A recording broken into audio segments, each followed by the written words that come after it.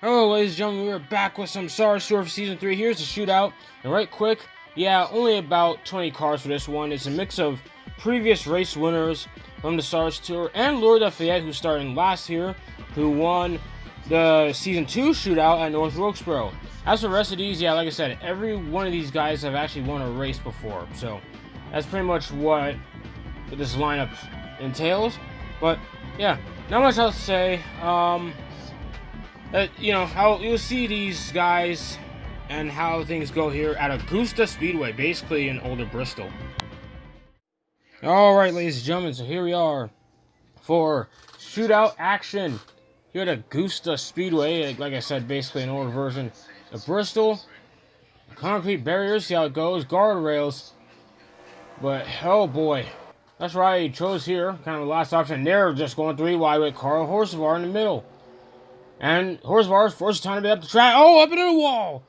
Oh my goodness, Kenichi Tanabe. Oh, in the first lap, no caution. It just gets rolled up just brought up the wall by Carl Horsevar. Not sure how Horsevar wound up in the middle, but I guess he just didn't appreciate that. And there's Tanabe. Still running, he's still right behind him. He's still got speed. Heck, he's just past Sasha Bright.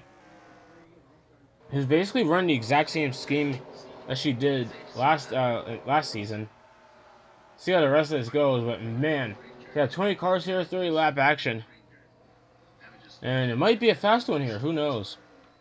But yeah, there's Carl Horsevar for No Gear Motorsports. Brand new, not brand new. Sorry, they've been around since season 1. Like heck, the season 1 champion was part of No Gear Motorsports. So yeah, Carl Horsevar, new change of scenery here, especially with Steven Waters Racing, effectively kind of not dumping him, harsh words, but like just basically decided to just not sign him on for season 3. Guess he just wasn't happy with the performance. And there is Marcus De Seuss in 99, basically running the same scheme from season 2, which I guess, to be fair, he won the season 2 finale in that thing. I guess he felt the need, especially with all the trial and tribulation Marcus went through, was essentially in a coma for like 3 races in season 1.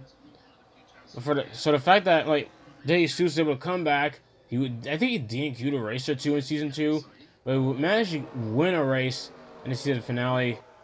Like Marcus De Seuss has been through a lot. If you just followed his SARS Tour career overall, and I guess like the scheme is a bit sentimental to him because of that, which is a really cool scheme.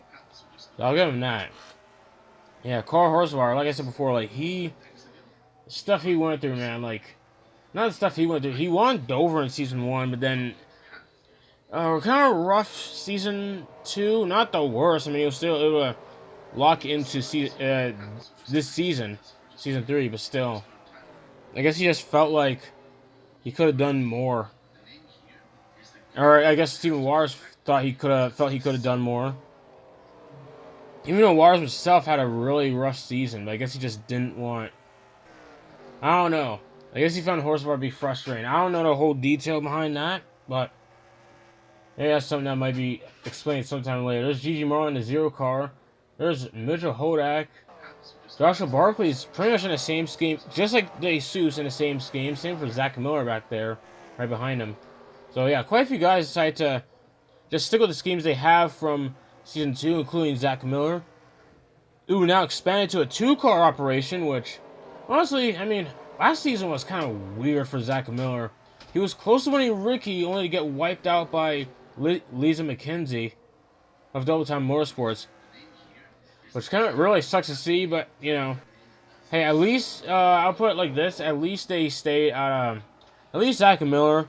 I don't know. I have to look at the standings for season 2, but I don't know. It felt like less of a trip for Zach Miller this time around, if that makes any sense. So hopefully he does well along with his brother in the 88 car. And well, here is Mitchell Hodak of Fresh Start Racing. It's honestly just Crumbly Motorsports under a new fresh coat of paint, if that makes any sense. A team that was really kind of mixed up with emotion, especially with Colin Cropley leading the Empire DNQing early on in the season. Really wanting to leave. Like, he was really upset about DNQing his first race. Or getting his first DNQ. He managed to come back. He managed to win at Motorsports Park, though. So much for that. So much for the breakdown. And then Mr. Hodak proceeded to win a race as well. So like, I guess I don't know. I guess you know what? That feels like a whole lot of mix up of stuff. I'm starting to understand why the team just switched up entirely. Because it's pretty much the same. This operation pretty much the same from Tracks of Pro Series. I mean, somewhat. I mean, they're just rebranding everything. And everyone, actually, not, sort of. From what I heard, they also have a new shop. So, I don't know. Just overall, I guess a fresh start. Huh. Team name's starting to make more sense now. Still sounds basic, but it makes sense. Yeah, like, it is just... Yeah, Mr. Hodak and the Tabasco. For some reason, I can't say that. Then we have Johnny Johnson III in the 9 car, winning the Charlotte Super 600. That's why he's in this race here. Winning the longest race of the season, which was a race, speaking of Stephen Waters from earlier, that was a race that Stephen Waters could have won, but he ran out of fuel. And basically had to do an emergency stop. Like, and that's literally 2 laps to go heading to the final lap. Like, he had to pit before even getting to the final lap. And, oh, snap. Oh, jeez, Hodak almost got wiped out by Michael Taylor. Yeah, Michael Taylor in the 84. Yeah, team just switched up now. Oh my gosh, he almost wiped out Hodak again. Yeah, that's yeah, Michael Taylor there for not Cooler Motorsports. What is it called now? Apollo something. Yeah, Apollo Motorsports, because team had to rebrand again.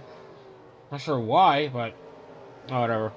I don't want to question it too much. And yeah, next up, Laura Lafayette, who started dead last in this race, and well, you know, she won the season 2 shootout in that was at North Wilkesboro. And that's a bit loud. Yeah, Adam Irwin and Kenichi Tanabe both out of the race. Tanabe out for a gearbox, though it was probably damaged from that wall ride from earlier in lap 1. And then who else? Yeah, Adam Irwin is out for a tire issue of some kind. Colt Williamson is 75. Then Ryan is second. They're out here. Carl Horsbar third. Like the top 5 or so is just really spread out. He is like. Man, Williamson's barely 3 seconds behind David Jones. Yeah, David Jones of No Gear Motorsports. Haven't acknowledged him all race. That's because basically been no contest. But there has been some racing going on mid-pack here. Well, mid-pack, you know, only 20 cars, but still.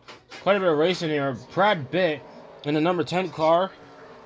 For the Thunder Harris Hawks, pretty much the only driver in that team. This is a team that merged. Did it merge? I don't know. A whole mix-up of stuff. Basically, Thunder Circuit Hawks merged, or John Circuit of the Circuit Hawks switched over to No Gear Motorsports, and Team Harris Racing essentially dissolved into Thunder Circuit Hawks. So yeah, so now it's Thunder Harris Hawks, and Thunder Circuit Hawks, the team that Brad Bitt was driving for when he won the Season 2 championship, basically merged with Team Harris, especially with Marlon Harris and the 10 car being gone. So I guess they had decided to have the Season 2 champion take over Marlon's ride. But basically made it a Ford. So it's the only Ford on that team, which is a weird mix. I guess they figured that'd be good luck for Brad, but that makes things a bit more complicated factory-wise. I don't know. I don't know the whole situation there, but Horsewire trying to make a pass on Williamson. Can't seem to make it work right now, but nonetheless, David Jones, probably the most anticlimactic win ever, but the most dominant. As your season 1 champ, David Jones has finally won a race. I mean, it won't necessarily matter in any sort of way. This is a shootout race, but still, at least oh, jeez, what the? I was about to say, at least he managed to win a race for one. Oh my gosh, what happened? Xander Jeffrey just smacked the wall going into turn 1. Race is over. I don't know what happened there, but oh my gosh, that was a weird incident. Would I call it an incident? I don't know, but that was okay. Yeah, that was a strange thing to happen, but nonetheless, yeah, oh my gosh. They're trying again here, and yeah, just lost it. Well, that's really unfortunate. Well, anyways, look at the results here. pack it up because, you know, season 3 is about to start real soon. And alright, here's the results for this race. Not much to say, pretty much somewhat clean throughout. Michael Taylor tried to wipe out Hodak or something. I don't know what deal was there. Other than that, I think it was fairly clean. The first lap could have been disastrous. Tanabe managed to keep that car going to like, I think like, what, 16 more laps or so? And yeah, Tanabe went out for a gearbox issue, probably from the wall ride. Adam Irwin, not sure what the deal is there, probably just broke out something in the brakes or something. It's his tire issue. But once again, congratulations to David Jones for finally winning a race in the SARS Tour, even if it's just a shootout. Season 3, for real, is coming up soon. Well, see you then.